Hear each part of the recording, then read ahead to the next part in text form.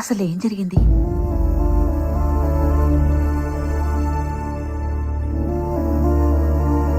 మాయ చెడుగా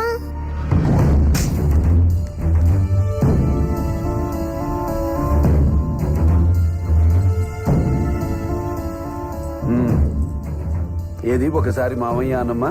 మాయ వెళ్ళి ఆడుకోమ్మా. ఓకే మాయ. కొడతావేంటి? అమ్మా, ఆరోగ్యం అది బాగుంది కదమ్మా.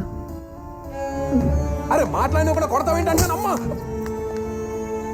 దేనికి ఎక్కువ టెన్షన్ పడకూడదమ్మా. ఈ టైంలో అస్సలు పడకూడదు. నీకు నీ అన్నయ్య ఉన్నాడమ్మా. ప్రాణం పోయినా ఏగా వాళ్ళనిస్తానా?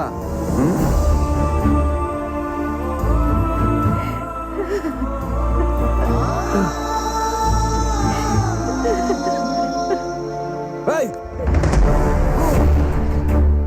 రాఘవయ్య గారు, బాబు ఆడబిడ్డ పుడుతుందని తీసేస్తానన్నాడంట. సరే తీసేద్దాం. నెక్స్ట్ పుట్టబోయే బిడ్డ మగబిడ్డ పుడతాడని రాసివ్వమనండి. అది నా చేతిలో ఎలా ఉంటుంది? మరెవరి చేతిలో ఉంది? ఆ దేవుడి చేతిలో. మరి ఆయన రాసిన రాత నువ్వు డిసైడ్ చేయడం ఏంటిరా? నువ్వు డిసైడ్ చేయడం ఏంట్రా? నువ్వు డిసైడ్ చేయడం ఏంటి? అమ్మ చంపేస్తాడేమో. నువ్వు డిసైడ్ చేయడం ఏంట్రా? వెంకటస్వామి అప్పలేదు. రండి బాబు చంపేస్తాడు. ఏంటో మీరు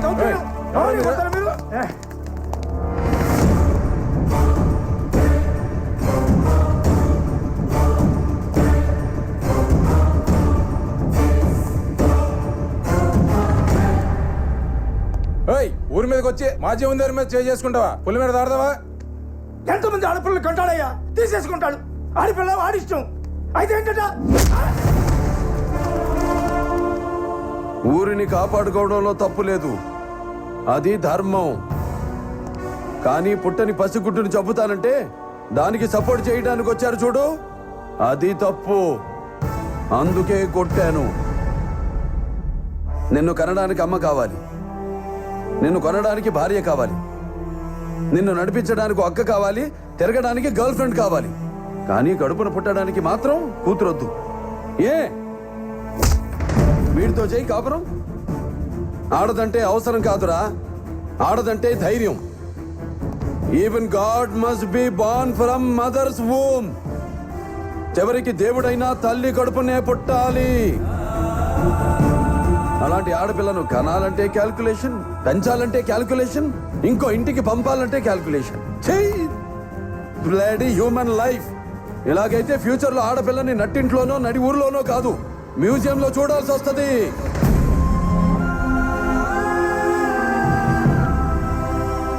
వినా స్త్రియా జననం నాస్తి, వినా స్త్రియా గమనం నాస్తి, వినా స్త్రియా జీవం నాస్తి, వినా స్త్రియా సృష్టిరేవ నాస్తి. స్త్రీ లేకపోతే జననం లేదు, స్త్రీ లేకపోతే గమనం లేదు, స్త్రీ లేకపోతే సృష్టిలో జీవం లేదు, స్త్రీ లేకపోతే సృష్టే లేదు.